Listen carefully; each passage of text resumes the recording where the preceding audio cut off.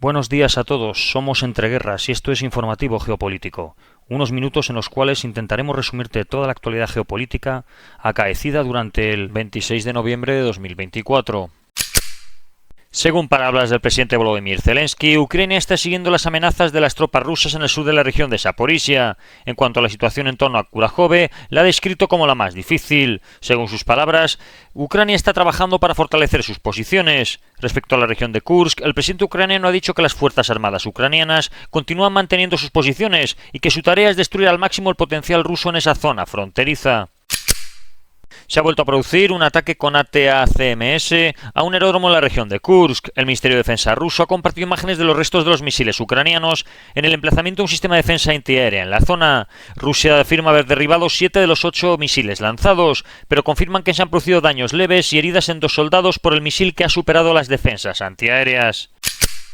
El ejército ruso ha informado de la captura de James Scott Rhys Anderson, un británico que luchaba por Ucrania en el Oblast de Kursk. El comité de investigación ruso ahora ha acusado a Anderson de terrorismo y de mercenario.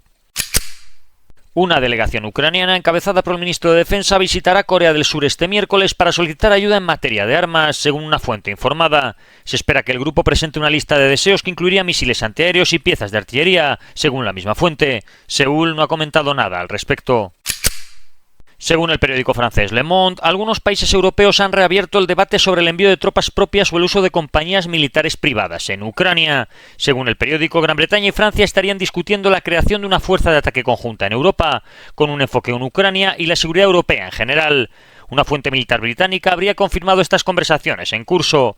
Por otro lado, desde el Kremlin, el portavoz Dmitry Peskov ha expresado escepticismo sobre la veracidad de estas informaciones.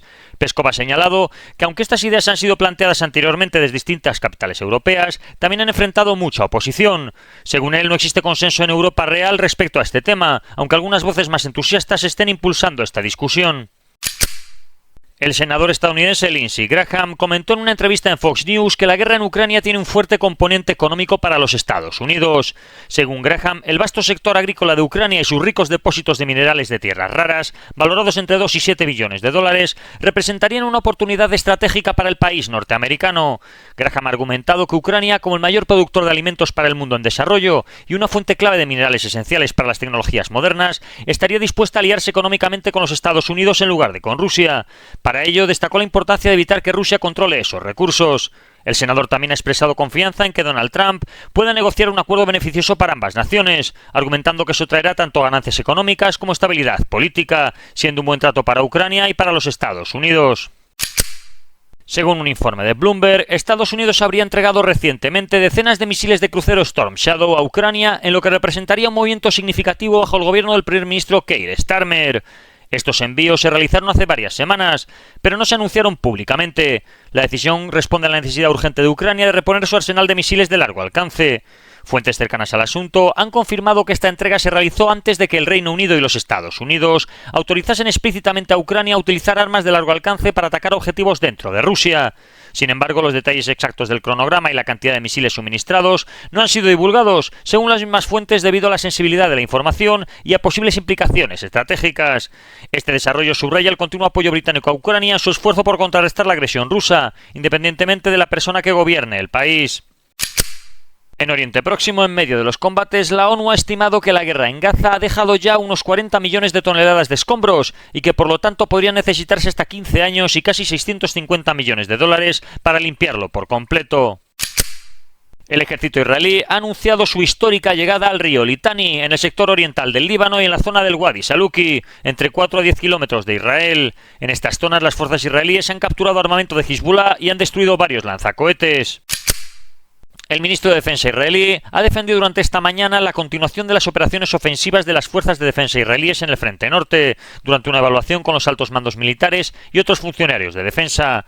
Según él, se están llevando a cabo además numerosos bombardeos en la capital libanesa. El ejército israelí afirma haber atacado 20 emplazamientos de Hezbollah solamente en el sur del Líbano. También dicen que han atacado hasta 180 objetivos de Hezbollah a lo largo de todo el país. El ejército israelí afirma haber eliminado a un comandante regional de Hezbollah en el sur del Líbano a consecuencia de estos ataques. Durante esta mañana, el ministro de Finanzas de Israel ha propuesto una visión para abordar la situación en Gaza, que incluiría fomentar la emigración voluntaria como una política activa. sugiriendo que esto podría reducir la población de la franja a menos de la mitad en un plazo de 2 años. Enfatizó que esta estrategia puede ser implementada aprovechando la nueva administración de los Estados Unidos, en referencia al retorno de Donald Trump al poder. El ministro también subrayó la necesidad de que Israel asuma la responsabilidad civil en Gaza. Esto implicaría una presencia continua de las fuerzas de defensa de Israel en el territorio, no solo para garantizar la seguridad, sino también para evitar que Gaza se rearme y vuelva a representar una amenaza para Israel. Durante este proceso, las fuerzas de defensa israelíes también supervisarían los asuntos civiles de la región. El líder opositor israelí Benny Gantz ha criticado duramente el posible acuerdo de alto el fuego entre Israel y Hezbollah, señalando que sería un error estratégico que pondría en peligro la seguridad del país y beneficiaría a la organización libanesa. Según Gantz, permitir que un comité internacional supervise las acciones israelíes antes de responder a las amenazas otorga a Hezbollah tiempo para ocultar sus recursos y para reorganizarse, debilitando la capacidad de Israel para actuar de manera efectiva. Ha rechazado la idea de un alto el fuego temporal, argumentando que retirar las fuerzas israelíes del Líbano sin completar los objetivos militares solamente fortalecerá a Hezbollah, desperdiciando los sacrificios realizados. Recordó los costos ya pagados en términos de vidas, heridos, movilización de reservistas y los sufrimientos de las comunidades del norte, muchas de las cuales han vivido evacuadas o bajo constante amenaza durante más de un año. Para Gantz sería imperativo que Israel aproveche esta oportunidad para lograr un acuerdo que transforme significativamente la situación en el norte, eliminando las amenazas de Hezbollah de forma duradera. El gobierno israelí ha aprobado el acuerdo de alto el fuego en el Líbano. Antes de la aprobación, Benjamin Netanyahu hizo una declaración en la que enfatizó que Israel atacará a Hezbollah si este viola los términos del acuerdo. Según Netanyahu, el alto el fuego tendría como objetivo estratégico separar los frentes de conflicto y concentrar los esfuerzos en eliminar completamente a Hamás, además de abordar la amenaza iraní. Netanyahu ha destacado que el acuerdo permitirá devolver a los residentes del norte de Israel a sus hogares de manera segura y rehabilitar los asentamientos afectados por el conflicto. También ha afirmado que Hezbollah ha sido debilitado significativamente, afirmando que el grupo ha retrocedido décadas en términos de capacidad operativa. El primer ministro calificó el alto el fuego como parte de una estrategia más amplia, con el fin de cambiar la faz de Oriente Próximo, reiterando su compromiso con la victoria total. Ha subrayado que la guerra no terminará hasta lograr plenamente los objetivos de seguridad para Israel. Después de la aprobación por parte del gobierno israelí de este acuerdo de alto el fuego, ahora sería el turno del gabinete libanés para aprobarlo. Aunque en un inicio se dijo que el acuerdo debería entrar en vigor mañana a las 10 de la mañana, Estados Unidos ha informado al Líbano que el alto el fuego entre Israel y Hezbollah debería entrar en vigor a las 4 de la mañana. Por otro lado, Hezbollah ha avisado que revisará las cláusulas y condiciones del acuerdo antes de que el gabinete libanés acepte cualquier tipo de alto el fuego. En Europa, Bloomberg informa que la Unión Europea está proponiendo sanciones a las empresas chinas acusadas de ayudar a Rusia a desarrollar drones de ataque utilizados en Ucrania.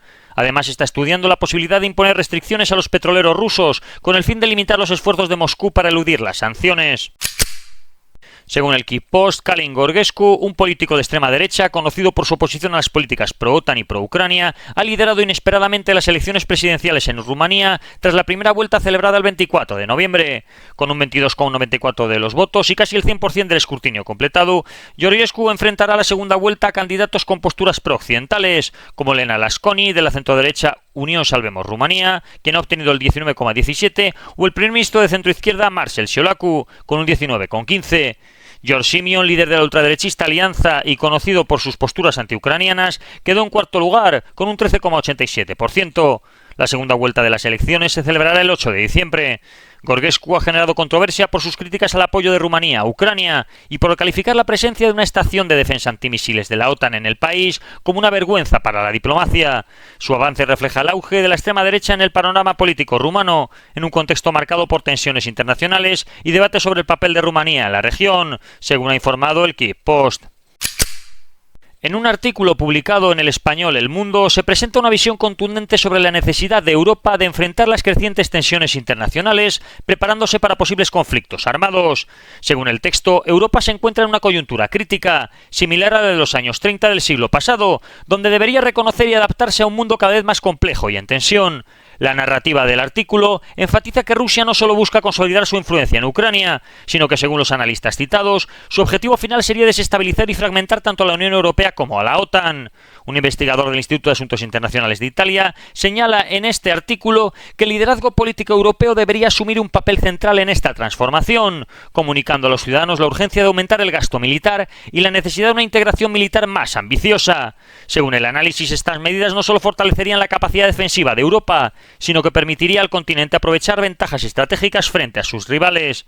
Sin embargo, el antimilitarismo presente en algunos sectores europeos se menciona como un obstáculo que los líderes deberían superar, explicando que la seguridad es la base de la libertad y la prosperidad. El artículo concluye con una advertencia: la falta de voluntad política para actuar podría llevar a que algunos países europeos busquen soluciones unilaterales o bilaterales, recurriendo incluso a potencias externas como los Estados Unidos o Rusia para garantizar su seguridad. Este escenario, según el texto, reflejaría un fracaso del proyecto de defensa colectiva europea y subrayaría la urgencia de actuar ahora para evitar consecuencias más graves en el futuro. En África, el ejército de Nigeria ha informado haber llevado a cabo una serie de ataques aéreos efectivos en la región de la cuenca del lago Chad, eliminando a un número significativo de presuntos terroristas. Según Ousola Kimboyewa, portavoz de la Fuerza Aérea de Nigeria, las operaciones realizadas el sábado se dirigieron contra enclaves terroristas de Jubilla-Ratum, al sur de Tumbuns, una zona cercana al lago Chad. Además de neutralizar a los combatientes, los ataques destruyeron un depósito estratégico de alimentos utilizado por los grupos terroristas. Este lugar, identificado mediante detallados esfuerzos de inteligencia, funcionaba como un importante punto de almacenamiento y un refugio clave para los comandantes y sus combatientes. Panamá ha anunciado recientemente su decisión de suspender las relaciones con la República Árabe Saharaui Democrática. Al mismo tiempo, ha reiterado su apoyo a los esfuerzos de las Naciones Unidas para encontrar una solución a la cuestión del Sáhara Occidental, incluyendo respetar la libre determinación de su pueblo. Mohamed VI ha agradecido el cambio al presidente panameño respecto a la que llama primera causa nacional del reino, a la vez que ha mostrado su interés para profundizar en las relaciones entre ambos países. Y esto ha sido todo por hoy. Si queréis profundizar en las noticias que hemos comentado, leer alguna de ellas o visualizar diferentes vídeos de actualidad, os recordamos que estamos en la aplicación Telegram, con nombre de usuario @entre_guerras. Que tengan un buen día y recuerden el main.